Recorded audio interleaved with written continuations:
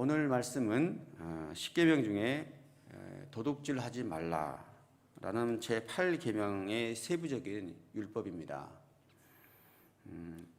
이웃의 재산에 끼친 피해에 대한 일종의 손해보상법, 손해배상법이라고 할 수 있겠죠. 대부분 우발적으로 발생된 손해보다도 고의적으로 발생된 손해에 대한 배상입니다. 이 율례는 개인의 사유재산을 보장해주고자 하는 목적도 있습니다. 그렇지만 동시에 더 중요한 것은 명확한 기준을 정하는 게 중요하거든요. 명확한 기준을 가지고 또 이웃에게 이웃 간에 발생할 수 있는 모든 문제나 분쟁을 해결해 줌으로써 공동체 내의 신뢰 관계가 깨어지지 않도록 하기 위한 목적이 더 컸습니다. 사유재산을 지키는 것도 중요하지만 정확하게 그 기준을 정해서 그 기준을 통해서 재판을 받게 함으로 인해서 공동체 내의 신뢰 관계가 깨어지지 않도록 하기 위한 목적이 더 컸다는 것이에요. 따라서 우리는 구체적인 손해배상의 방법 이면에 있는 건강한 공동체를 지켜가기 위한 신뢰의 의미에 대해서 깊이 묵상해 보는 시간이 되었으면 좋겠습니다. 1절에서 4절까지의 말씀을 보시겠습니다. 1절에서 4절 말씀은요, 도둑이 들어왔을 때 발생한 피해에 대해서 말씀하고 있는데요. 첫 번째로 소나 양을 훔쳐서 잡거나 팔았을 경우 소는 5배, 양은 4배로 갚아야 한다고 말씀하셨습니다. 4절 말씀에 보면 만약 훔친 것이 소든 낙이든 양이든 아직 자기 손에 살아있으면 2배로 갚아야 한다, 이렇게 말씀하셨습니다. 그런데요, 만약에 갚을 능력이 없으면 자기 몸이라도 팔아서 배상해야 한다고 했습니다. 그때는 이제 종이 팔리면은요, 주인에게 팔리면 6년 일하고 7년째는 안식년이기 때문에 이제 풀려나는 거거든요. 그래서 6년까지는 일을 할 수가 있었어요, 주인을 위해서. 그래서 피해 보상을 위해서 6년 동안 일을 해서 갚도록 한 겁니다. 또 도둑이 밤중에 집에 들어왔을 때 집주인이 그 도둑을 쳐서 죽였을 경우는 죄가 없다고 판단해서 정당방위 살인을 인정해 준 거예요. 사실 이제 밤중에 상황을 파악하고 정확하게 식별하기 힘들지 않습니까? 그렇기 때문에 살인을 했어도 고의성이 없다고 이렇게 생각을 했던 것이죠. 그러나 했던 후에 일어난 일이라면 똑같은 살인 사건이라도 상황 판단과 식별이 가능한 때이기 때문에 불가항력적인 정당 방위로는 보지 않는다고 했습니다. 이제 이웃에게 도움을 청할 수도 있었을 것이고 또 충분히 대처할 수 있는 상황인데 사람까지 죽일 필요는 없겠죠. 이렇게 밤과 낮의 경우에 똑같은 사건이라도 적용을 달리한 것은 그 어떤 이유라도 비록 그 상대가 도둑일지라도 사람의 생명을 소중하게 여겨야 한다라는 하나님의 마음이 담긴 것이죠. 그래서 똑같은 사건이라도 밤에 일어나는 사건, 낮에 일어나는 사건 적용이 달렸다는 거예요. 또한 이제 여기서 생각해 볼 수 있는 것은 일반적으로 남에게 피해를 끼치면 대부분 손해를 끼친 만큼 배상하라고 했습니다. 그래서 동해보상법이라고 해서 눈에는 눈, 이에는 이, 똑같은 벌을 받도록 하게 했는데요. 지금 보면은 이렇게 끼친 손해에 대해서 2배에서 5배까지 배상하라고 하고 있거든요. 이렇게 하라고 하신 것은 당시의 기준으로 봤을 때는 조금 더 상당히 좀 무거운 벌에 해당됩니다. 그래서 이제 그 이유에 대해서 좀 생각해 볼 필요가 있을 것 같아요. 먼저는 하나님께서 사람들이 땀을 흘려서 정당한 노동의 대가를 받으면서 살아가기를 원하신다는 것입니다. 열심히 땀을 흘려 일하지 않고 남들이 땀을 흘려서 모아놓은 사유재산을 탐하거나 손해를 끼치는 것은 개인의 죄를 넘어서 사회의 악이라고 보는 것이죠. 어제도 좀 말씀 중에 나왔습니다만은 배상하다, 보상하다라는 말은 화평 또 평화를 의미하는 샬롬이라는 뜻에서 왔어요. 배상하다, 보상하다는 샬롬이라는 단어에서 온 거예요. 그래서 이스라엘 사람들에게 있어서는 평화, 샬롬은 어떤 물리적으로나 또 정신적으로 모든 보상이 완전히 잘 끝나서 완전히 회복된 상태를 의미해요. 그래서 이스라엘 공동체는 이런 평화 샬롬을 지켜나가는 것이 매우 중요했어요. 그래서 샬롬과 평강을 지켜가는 것은 매우 중요한데 개인의 소유재산을 강탈하고 또 이웃의 소유를 탐하는 것은 공동체의 평화, 샬롬을 깨트리는 것이고 더불어서 공동체의 신뢰를 무너뜨리는 사회 악이라고 보는 것이에요. 그렇기 때문에 2배에서 5배까지 손해배상을 하도록 한 것이죠. 그래서 손해를 끼쳤으면 훔친 것에 몇 배로 갚아서라도 이웃 간의 어떤 앙금도 어떤 불만도 남지 않도록 한 것입니다. 그래서 서로 간에 불신이 없는 사회를 만들도록 하고자 하는 것이 하나님의 뜻인 것이죠. 그래서 이제 그 다음 5절, 6절을 보게 되면요. 밭이나 포도원에서 가축들이 꿀을 먹다가 남의 밭에 가서 꿀을 먹게 되면 자기 밭이나 포도원의 가장 좋은 곳으로 보상해 주어야 된다고 이렇게 말씀하셨어요. 가장 좋은 곳으로. 가진 것 중에서 가장 좋은 농작물로 동일한 보상을 하더라도 해줘야 한다고 했어요. 똑같은 물건을 보상해 주더라도 가진 것 중에서 가장 좋은 작물, 가장 좋은 곳으로 보상을 하고 있거든요. 이렇게 하나님께서 자신의 부지로 인해서 발생한 피해에 대해서는 최선을 다해서 철저하게 책임지도록 했습니다. 그래야 피해를 입은 사람에게 조금이라도 불만이 생기지 않겠죠. 똑같은 물건이라도 가장 좋은 것을 받게 되면 마음속에서 어떤 앙금도 남지 않겠죠. 좋은 것을 드린다면. 그런 의미에서 가장 좋은 것을 하나님께 드리라고 한 것입니다.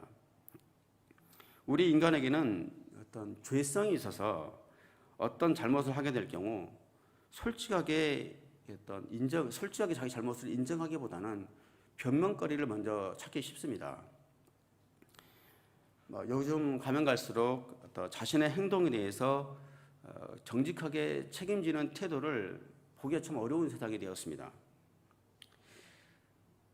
가끔가다가 정직하게 피해 보상을 해준다든지 용서를 구하는 장면이 나오면 사회적 이슈가 되곤 합니다. 그런 어떤 사회적인 분위기인데요. 여기에서 우리가 좀 더 생각해야 될 것은 뭐냐면 표면적으로 물질이나 말로만의 용서가 아니라 피해를 당한 사람의 마음속에서 진정으로 용서하는 마음이 우러나올 때까지 충분히 진심으로 용서를 구하는 것이 중요하다는 것입니다.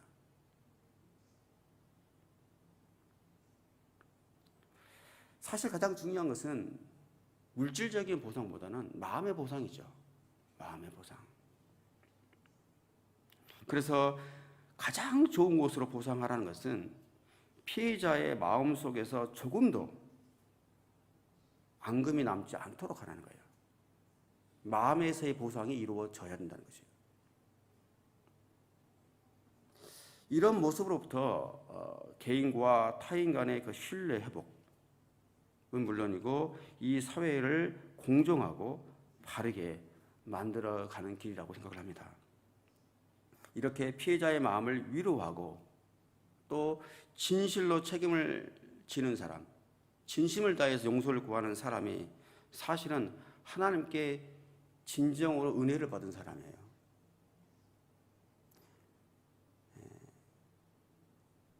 피해자보다도 가해자인데 진심을 다해서 용서 구할 수 있는 용기를 가진 사람, 또 마음을 다해서 최선을 다해서 진정으로 용서를 구할 수 있는 그 사람이 사실은 하나님께 진정으로 은혜 받은 사람이라는 거예요. 그런 사회와 나라에 희망이 있는 것이죠. 그런 것들이 해결되지 않기 때문에 계속 갈등이 역사적으로 남는 거예요. 이렇게 진심으로 사람의 마음까지 살피고 또 책임을 질 줄 아는 저와 여러분들이 되시기를 예수 그리스도의 이름으로 축복합니다. 7절에서 9절까지의 말씀입니다. 사람이 돈이나 물건을 이웃에게 맡겼는데 그 이웃집에 도둑이 들어서 그것을 훔쳐 도망치다가 잡히면 그 도둑이 훔친 것의 2배를 갚아야 한다고 말씀하고 있습니다. 또 만약 도둑이 잡히지 않으면 물건을 보관했던 사람이 재판장 앞에 가서 그 물건에 대해서 손을 댔는지 안 댔는지 여부를 판결받아야 한다는 말씀입니다. 여기에서 이제 결백이 증명되면은 책임질 필요가 없겠죠. 그렇지만 물건을 숨겨두고 도둑 맞았다고 거짓말하는 것이 판명이 된다면 마찬가지로 2배로 갚으라고 말씀하셨습니다. 9절에 보면 또 한 가지 사례가 나오는데요. 소나 낙이나 양이나 옷이나 그 밖에 잃어버린 물건에 대해서 서로 자기 것이라고 주장하는 경우, 둘 중에 한 사람은 거짓말하는 사람이겠죠. 자기 것이 아닌데 자기 것이라고 주장하는 사람이겠죠. 사실적으로 자기 것인 사람도 있을 것이고, 어쨌든 둘 중에 한 사람은 거짓말하는 사람이에요. 그런 경우에는 재판장 앞에 나와서 판결을 받으라는 거예요. 그래서 판결이 나면 2배를 갚으라고 했습니다. 재판장 앞에서 판결을 받는다는 것은 재판장은 하나님을 대리하는 사람이죠. 그렇기 때문에 하나님의 권위 앞에 서서 판결을 받으라고 한 것입니다. 그래서 먼저 사실을 근거로, 팩트를 근거로 억울함을 충분히 입증하고 그러고 난 후에 재판장의 판결을 받고 나면 중요한 건 이것입니다. 어떤 판결이든 무조건 순복하라는 것입니다. 잘못된 판결이 날 수도 있겠죠. 그렇지만 일단 판결이 나면 하나님 권위 앞에 판결을 받는 거기 때문에 어떤 판결이든 무조건 순복하라. 더 이상 그 판결에 대해서 반론을 제기하지 말라는 것입니다. 이 부분이 더 중요한 것이죠, 사실은. 또 이어서 10절에서 13절 말씀은 이웃에게 맡긴 낙이나 소나 양이나 짐승들이 죽거나 상하거나 사라졌을 때 어떻게 할 것인가에 대한 규정인데요. 만일 이 피해가 발생한 상황을 본 사람이 아무도 없을 경우, 피해가 났는데 피해가 발생된 사건을 아무도 본 사람이 없어요. 이 경우에는 어떻게 할 것인가? 이 경우에는 하나님 앞에 맹세함으로써 결백을 주장하라고 했습니다. 하나님 앞에. 그리고 들짐승에 찢김을 당했다면 그 찢긴 사체를 가져다가 주인에게 증거로 제시해야지 배상 책임을 면할 수가 있었습니다. 여기서요, 양심이 바르지 않는 사람, 거짓말하는 사람이 하나님 앞에서 거짓 맹세를 할 수도 있잖아요. 그냥 말로만 내가 죽이지 않았다, 내가 훔쳐갔는데 내가 훔쳐가지 않았다, 둘 사이밖에 없으니까 주인 앞에서 하나님의 이름으로 거짓 결백을 할 수도 있지 않습니까? 그 부분에 대해서 한번 생각해 볼 필요가 있는 것 같아요. 10계명 중에 제3계명이 뭡니까? 네 하나님 여호와 이름을 망령되게 부르지 말라는 거죠. 여호와는 그 이름을 망령되게 부르는 자를 죄 없다고 하지 아니하리라고 했습니다. 만약에 거짓 맹세를 하게 된다 그러면 죄가 더 늘어나요. 이제는 이 일이, 속이는 일이 사람을 속이는 일이 아니라 하나님을 속이는 일이 되어버리는 거예요. 문제가 더 확대되는 거예요. 사람의 죄를 짓는 일이 아니라 하나님 앞에 하나님의 이름으로 결백을 주장했기 때문에 사람이 아니라 하나님에게 죄를 짓는 일이 되어버리는 것이죠.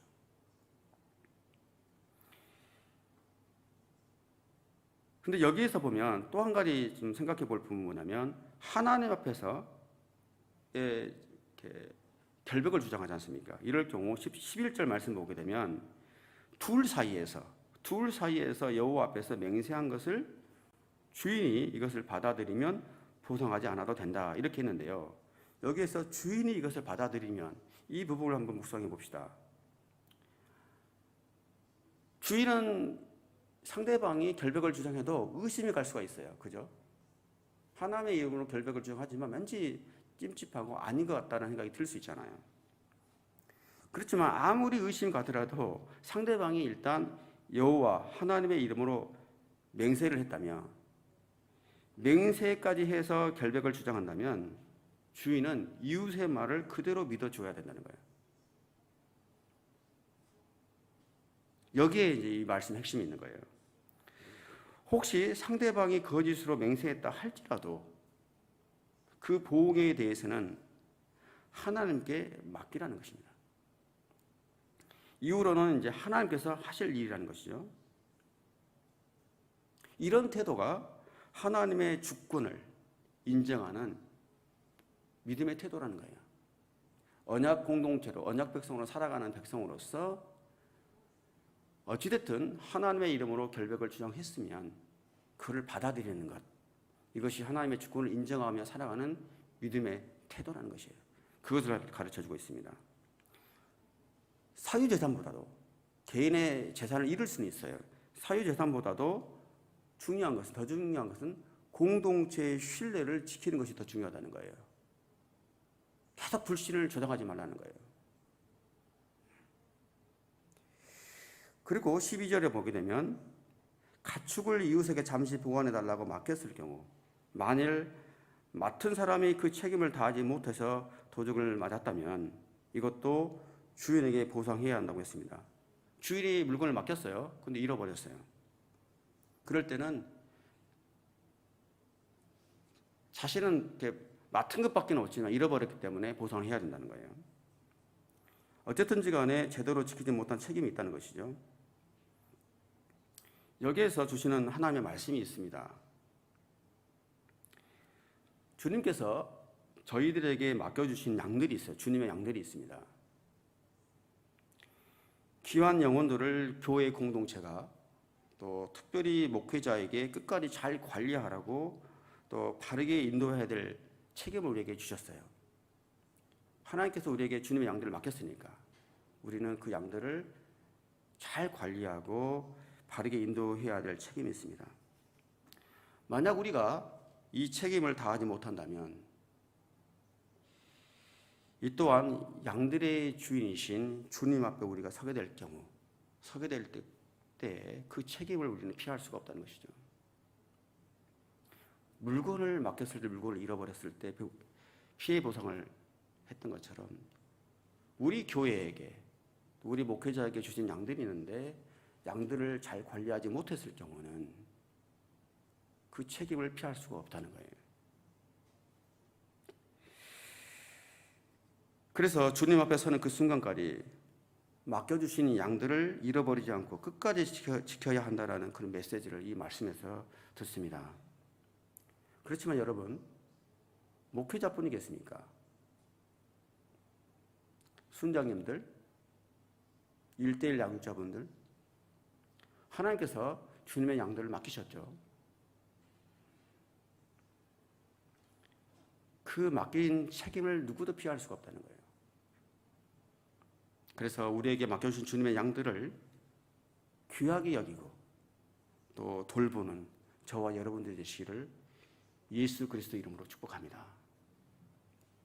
마지막으로 14절에서 15절 말씀은 이웃에게 빌려온 가축이 상하거나 죽을 경우의 배상법이에요. 이 경우는 주인이 함께 있을 때와 없을 때에 따라 달라져요.